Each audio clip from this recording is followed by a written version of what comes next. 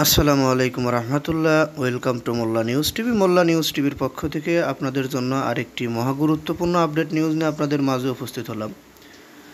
এখনকার নিউজের বিষয়টি, ইউনিয়ন পরিষদ চেয়ারম্যানদেরকে জরুরি নির্দেশনা দিলেন সরকার।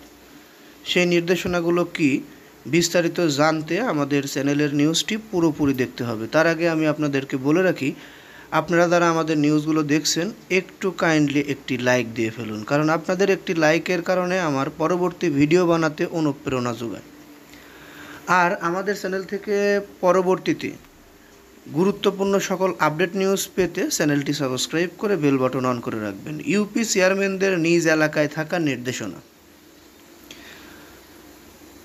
সকল জেলা প্রশাসকের মাধ্যমে ইউনিয়ন পরিষদের চেয়ারম্যানদের বন্যা পরিস্থিতি মোকাবেলায় নিজ নিজ এলাকায় সার্বক্ষণিক অবস্থানপূর্বক স্থানীয় প্রশাসনের সাথে সমন্বয় করে দুর্গত জনসাধারণকে সার্বিক সহযোগিতা করার জন্য নির্দেশনা প্রদান করা হয়েছে। বৃহস্পতিবার 22 আগস্ট স্থানীয় সরকার, পল্লী উন্নয়ন ও সমবায় মন্ত্রণালয়ের এক বিজ্ঞপ্তিতে এ তথ্য জানানো হয়। এতে বলা হয়েছে, সম্প্রতি অতিবৃষ্টি ও পাহাড়ি ঢলে সৃষ্টি আতঙ্কিত বন্যার প্রেক্ষিতে স্থানীয় সরকার, পল্লী উন্নয়ন ও সমবায় মন্ত্রণালয়ের স্থানীয় সরকার বিভাগের আওতাধীন দপ্তর, সংস্থা ও স্থানীয় সরকার প্রতিষ্ঠানের প্রশাসক, জনপ্রতিনিধি ও কর্মকর্তাদের সার্বক্ষণিক বন্যার্থ ও দুর্দশাগ্রস্ত জনগণের পাশে থাকার জন্য নির্দেশনা প্রদান করা হয়েছে।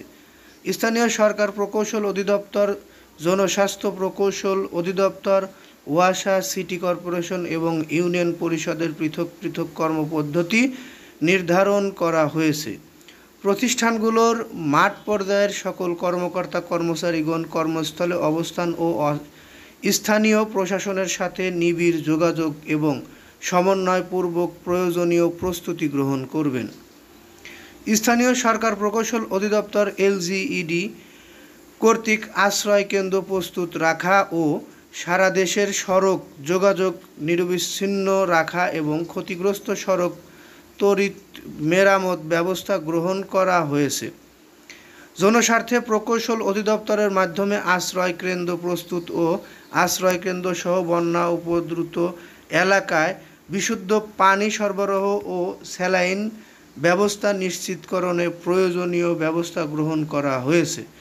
স্থানীয় সরকার বিভাগের অধীনে ফেনী, নোয়াখালী, কুমিল্লা, ব্রাহ্মণবাড়িয়া, রংপুর ও মৌলভীবাজার সহ বন্যা উপদ্রুত জেলাসমূহে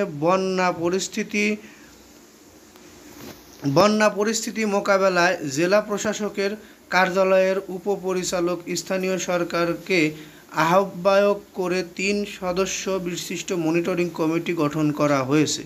যাই হোক, আমরা আপনাদেরকে হয়তো বোঝাতে পেরেছি এখানে কি বলা হয়েছে।